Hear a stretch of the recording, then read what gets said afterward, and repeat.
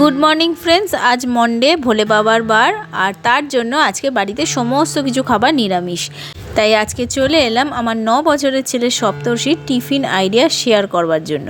প্রথমেই বলি, আজ টিফিনে দিয়েছি মশলা আলু কুলচা, যেটা আমার সপ্তর্ষি ভীষণ প্রিয়। শুধু সপ্তর্ষি নয়, সপ্তর্ষির বন্ধুদেরও আজকাল সপ্তর্ষির মায়ের হাতের রান্না খুবই পছন্দের হয়ে যাচ্ছে কিন্তু।